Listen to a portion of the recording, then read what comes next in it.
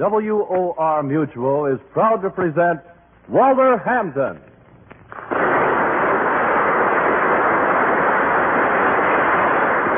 Walter Hampden, a great and versatile actor, has in his time played many parts, but none quite like Leonidas Witherall, the hero of the adventures which we'll broadcast every Sunday evening. We'll meet Leonidas in action, and plenty of it in a moment. At this moment, we invite you to meet Walter Hampden.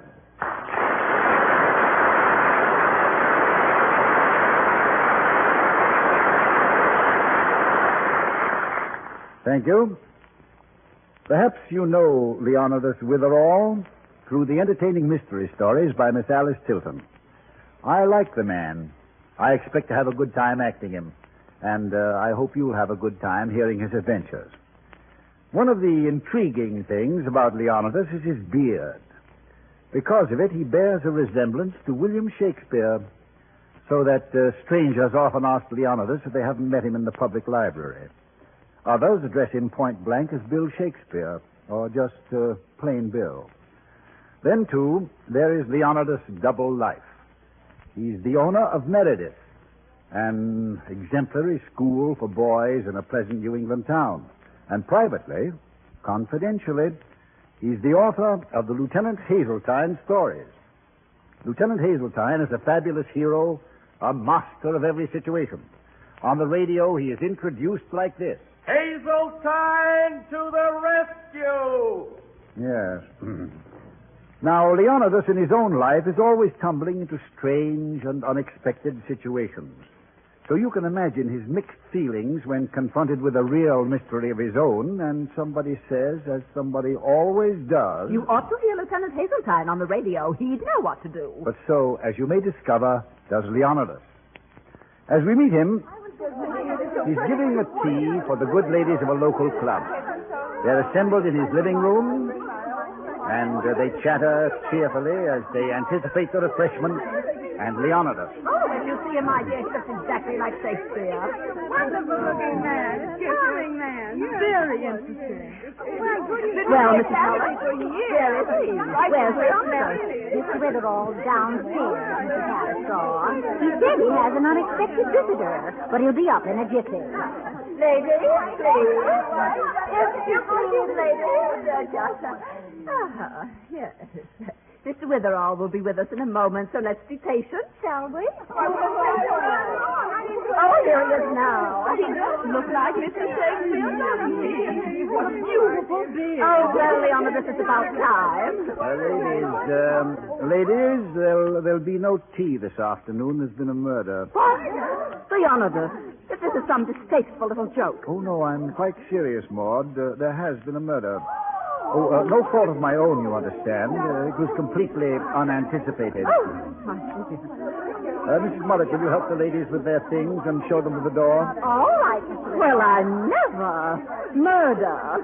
Come on, Leonidas, walk downstairs with me.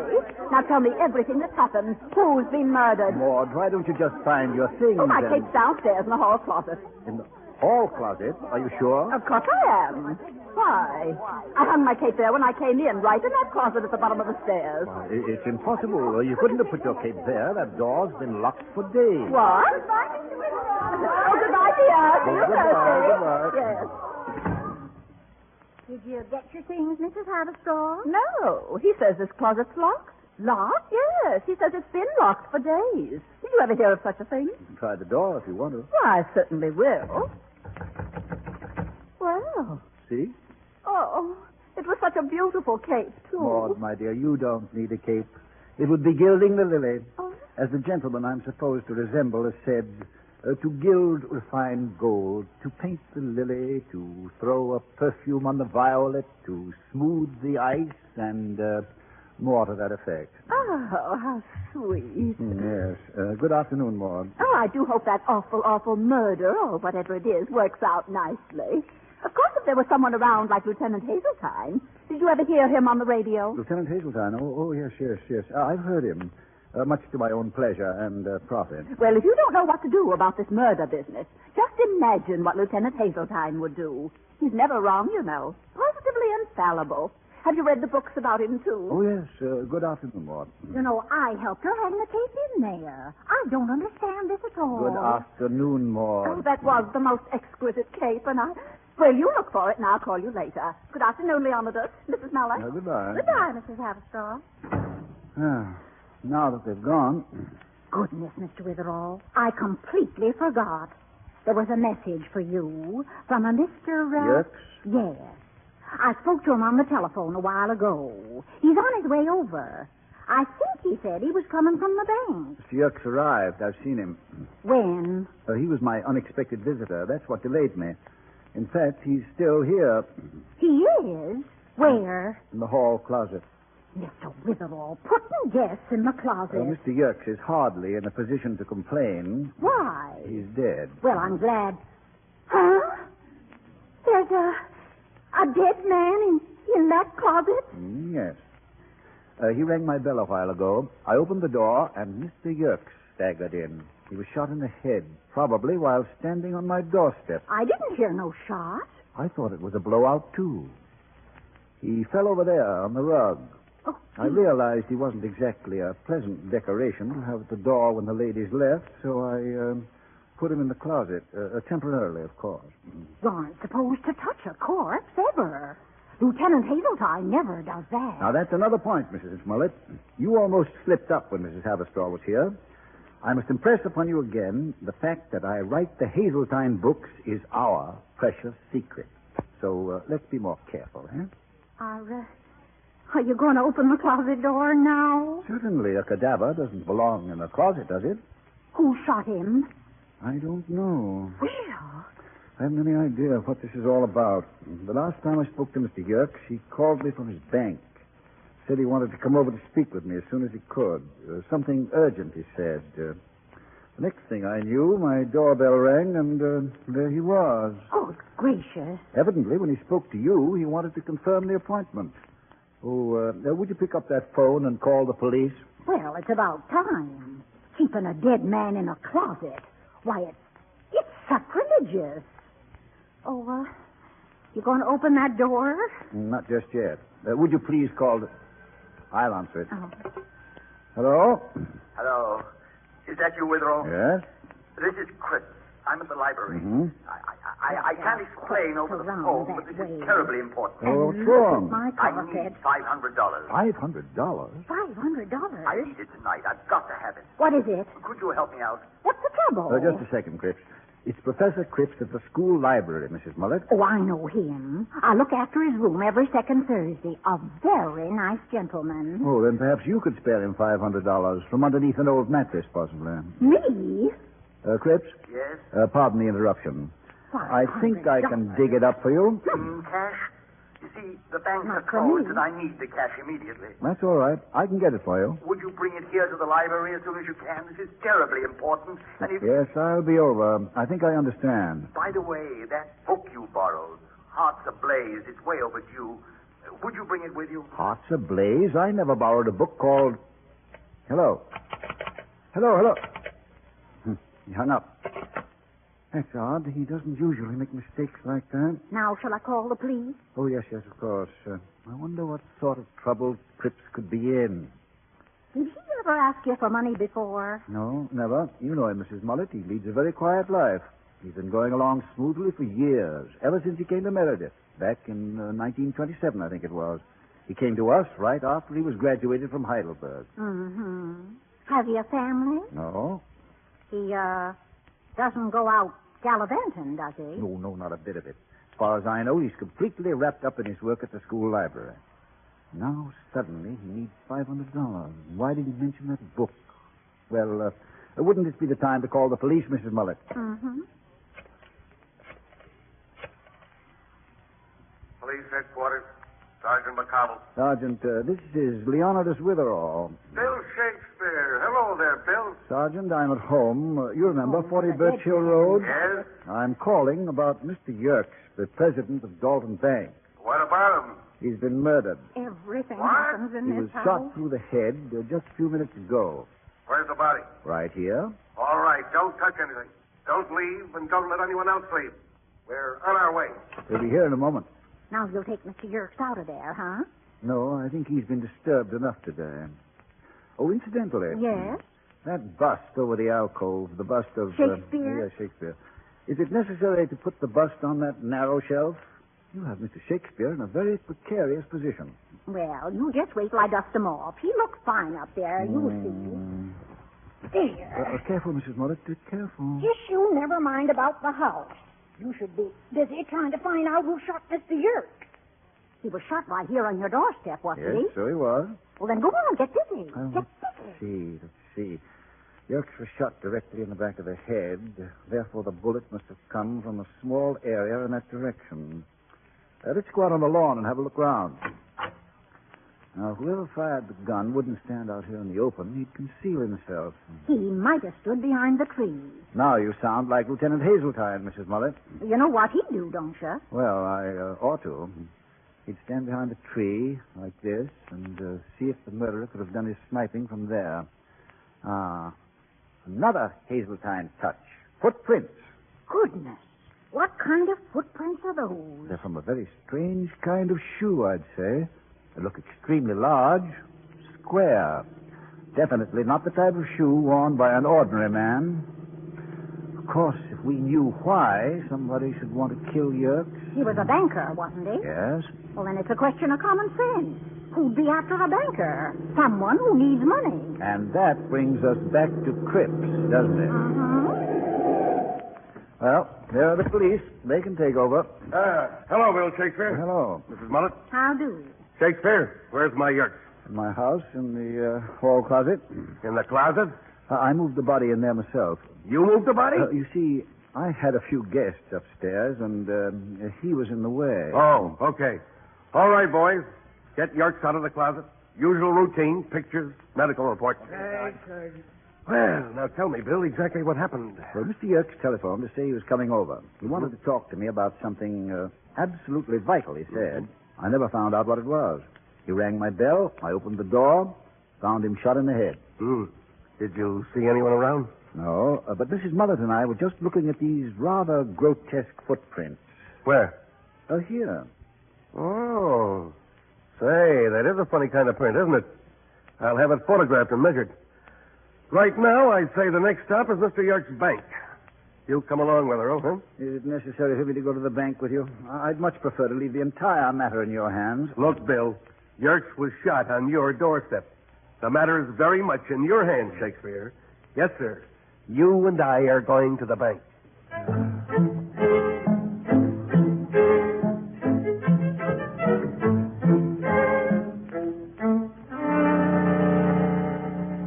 You're Mr. Yerkes' secretary? Yes, I am. Helen is Mrs. Mullet's daughter. Did you know that, Sergeant? She is? And she's been Mr. Yerkes' secretary here in the bank quite some time, haven't you, Helen? Yes, for about 3 years.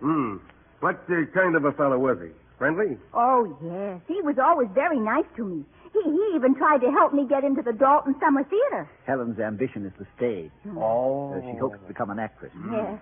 Now, Helen, what we want to know is, do you remember anything about Mr. Yerkes, anything that took place recently? Anything that might be a clue as to why someone should want to kill him? Well, there was Mr. Cripps. He was here this afternoon. Aha, him again. Go on. Well, I was typing outside of Mr. Yerkes' office. Mr. Cripps wanted to borrow $500. I gathered that much. He said, "So, you're going to turn me down?" And Mr. Yerkes seemed very upset. He said, "Get out of here. I won't be responsible for what happens to you, Cripps. Besides, I don't believe your story at all." Very good impersonation, Helen. But what was the story he didn't believe? I don't know. Where you going, Bill? Well, if you'll excuse me, Sergeant, I'm going to the library. To see Cripps? That's right. What for? I want to return a book. You haven't any book with you. That's just the point. I'm going to return a book I never borrowed. What's that? See you later, Sergeant.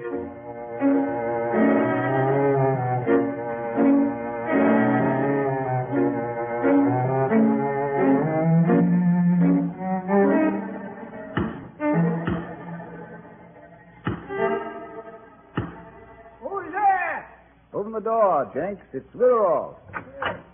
Hello, Mr. Witherall. Sorry, library's closed. Oh, I see. Did you close very early today? Yes, Professor's been having me lock up early these days. Where is he? You still here? Professor Cripps? No, I'm all alone. Jenks, do you mind if I come in? Well, if everything's locked up. Well, you'd be doing a very great favor for me. I want to return a certain book, a book called Heart Ablaze.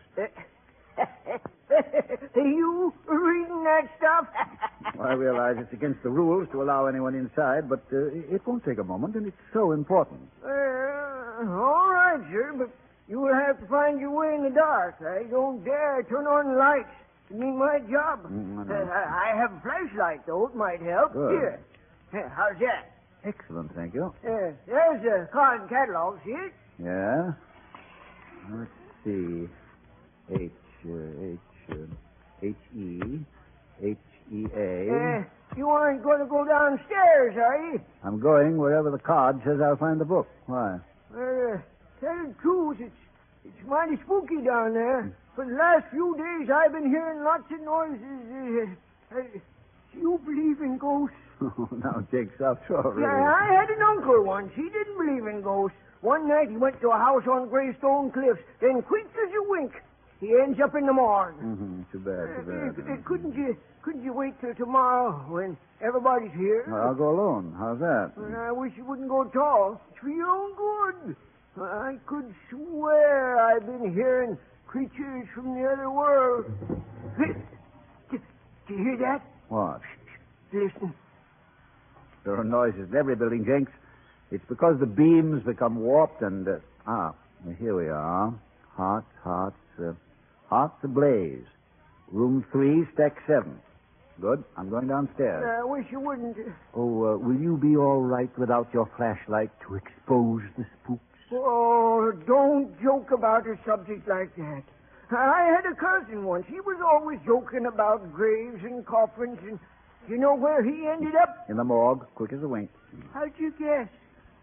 Room 3, stack 7. That's this way. I'll be back soon. No, wait. If you're not afraid, I'll go along too and hold the flashlight steady for come you. along then. Let's hurry. Can you see all right? Yes, go ahead. Room 3's down this stairway. Careful. Straight ahead through that door. I'll open it. Stack 7's to the left. Did you hear anything? This time I did, yes. Sounds like somebody's in this room. I'll flash the light around and see if... Hold it. Look on the floor. It's Professor Cripps. So it is, Jenks. The late professor.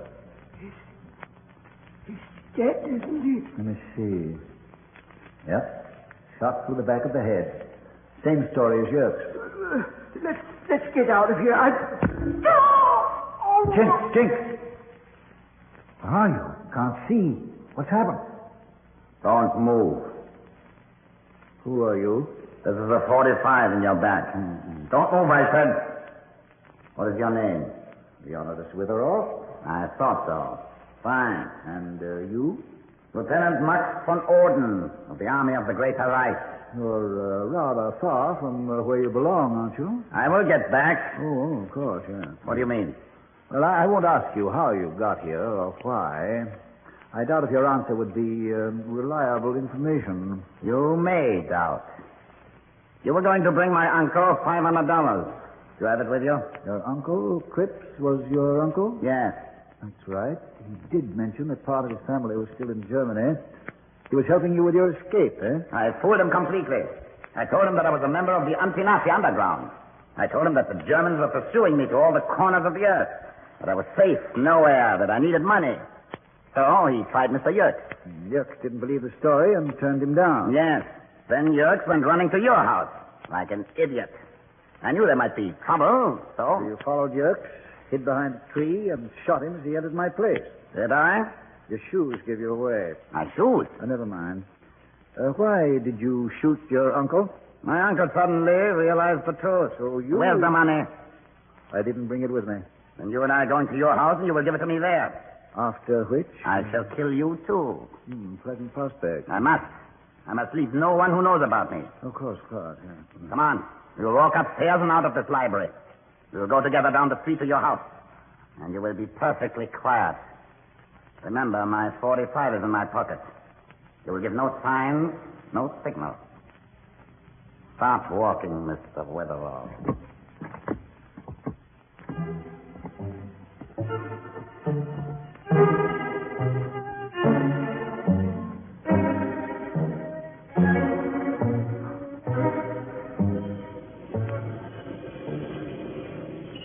Walk faster, Witherall. Every minute is precious. We haven't much further to go, just around the next corner. You see, I knew that my uncle sensed the truth about me when he mentioned that book to you on the telephone. Hearts ablaze. It was obvious that he was trying to tell you to go to room 3, stack 7. You're very perceptive, aren't you? Oh, good evening, Maud. Who's that? Just a friend. Remember, I have a 45. Watch what you say. Well, did you find my cape yet? I beg your pardon. Miss Haverstraw, Mr. Van Oden. Mr. Van Oden, Mrs. Haverstraw. How do you do? Mr. Van Oden just arrived in town. He's touring. Oh, really? Is this your first time in this part of the country? Yes, it is.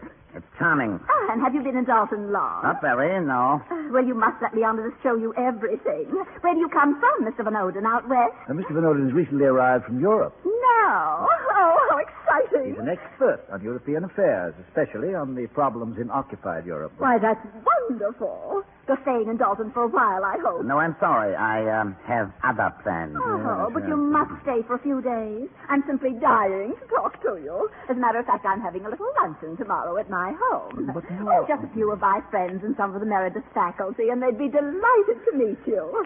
Won't you come over and tell us about your experiences? I'm afraid... Oh, please. It's at 1 o'clock. I'd like to very much, but I'm afraid it's impossible. Oh, Leonidas, you persuade him, won't you? I wish I could. I do wish there was some way to keep him here. Are you on your way home, Leonidas? Yes. Well, you must come to the luncheon, too. Well, I don't know if I'll be available. Well, I'm going to drop in at the tailor's, and then I'm coming by for my cape. And you're going to find it for me, Leonidas, if you have to turn your whole house upside down. See you both later. Goodbye. Goodbye. All right, Witherall. Start walking.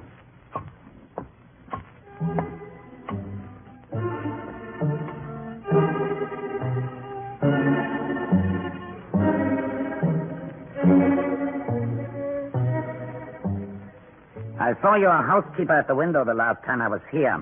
I want to warn you again when we go inside. Oh, I shan't say anything to Mrs. Mullet. Come on. Oh, hello, Mr. Witherall. Oh, Mrs. Mullet, I brought a guest. This is Mr. Van Oden. How do, Mr. Van Oden? Would you like some tea? I haven't much time. Oh, a cup of hot tea'd be nice, I think. And I've some chocolate cookies, too. Have it for you in a second. Now, sit down, won't you? Might like this chair. Very comfortable. So? It gives you a view of the room. And of me. I could hardly make trouble for you, could I? With you and your revolver commanding the room from there. And if you try. Ah, fine chair, isn't it? You sit in that one. There, where I can watch you. Very well. You look like someone I've seen somewhere. Yes, Shakespeare. My good friends call me Bill. If you look up at that bust over your head, you'll see the resemblance. Like whom you look is nothing to me, Witherall. Oh, of course. Get the money. Yes, you can get up from that chair for that. Get the money. Why are you staring at me? You know, you're the first genuine Nazi I've ever seen. What of it? I'm interested in your dimensions, your chemistry. I don't follow you. Your shoes, for instance. The hard, square shoes that left the footprints on my front lawn. I see them as the boots kicking a Frenchman in the stomach, then swaggering away as he coughs out his life on a Parisian street corner. Be careful, Witherall. Watch your tongue. Your hands, Van Oden, I can see the precise fingers jabbing a needle into the vein of a starving school child in Poland to provide more blood for your degenerate warrior. Witherall, you say one more word like that, and I'll... Oh, you're not going to kill me yet. You don't know where the money is. And your eyes, Lieutenant. They're the eyes at the bomb site over in English town. Getting the school so accurately in line. Making the death of the children a mathematical certainty. You're wasting time. You're purposely wasting time. And your mouth. The obscenities it must have spewed out. The same vile words that were poured into your ears by the leaders. Measured and then poured. As a pharmacist would weigh a deadly drug. That's why I'm staring at you. When you told me that you were in the German army, I wanted to put you out of our way forever. But that would never be enough. It's not going to be enough to rip the swastika from the Brown House in Munich. Money or no money, if you don't shut up.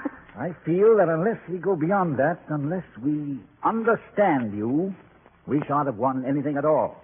We'll have to do the same dirty, heartbreaking job all over again. That's why I should like to get at the roots of your hate and your frustration. And while you are theorizing, we shall overrun the earth. We're too clever for you.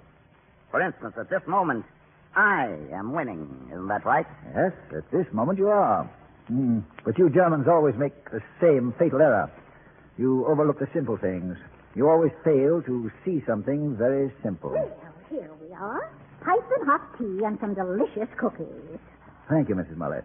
Oh, that bust of Shakespeare on the shelf, you haven't dusted it off. Why, I certainly did. Don't you remember? No, I don't. It looks very dusty. Would you please? Oh, all right, if you say so. But I know I did it. Well, do it again. You're just being an old fuss budget. I'll dust this so... Oh, my, I am sorry. I must have dusted too hard. Wasn't my fault, really. I guess I knocked your friend cold. That's exactly what I hoped you'd do. Mr. Witherall, the way you treat your guests. First you stuff one into a closet, then you have this one bopped on the bean. Mrs. Mullet, you've just captured a portion of the German army with a feather duster. Congratulations. And may I present you with his revolver? I don't know what you're talking about. And I don't want that thing. I'll open the door. Oh, hello, Maud. Well, Leonidas, did you find my cake? I did. It's on a chair in the living room. I'll get it. Well, it's about time, and I just bet it was in that closet, too, all the time. Oh, dear. Isn't that nice Mr. Van Oden on the floor? Yes. Well, what's he doing there? Oh, Leonidas, after all, first there's a robbery or something in this house, and now that charming man sprawled on the floor. What is this all about? Maud, as the gentleman I'm supposed to resemble has written, I could a tale unfold whose lightest word would harrow up thy soul, freeze thy young blood, make thy two eyes like stars start from their spheres, thy knotted and combined locks to part, and each particular hair to stand on end like quills upon the fretful porcupine. He's been acting strangely all day. Suppose, Maud, we just say that Mr. Van Oden, being guilty of 2 murders, will not be at your luncheon tomorrow. 2 murders? Oh, gracious. This is just like one of those Lieutenant Hazeltine affairs. How'd you ever catch him? He made a fatal error. He didn't notice something. Something very simple. Mrs. Mullet, would you call Sergeant McCobble? I certainly will. Maud? Have some tea?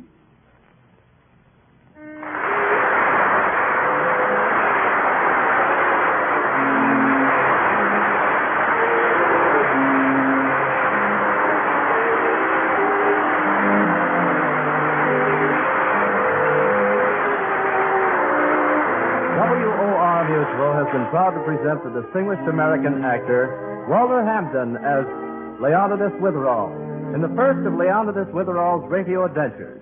And now, Mr. Hampden, what have we for next week?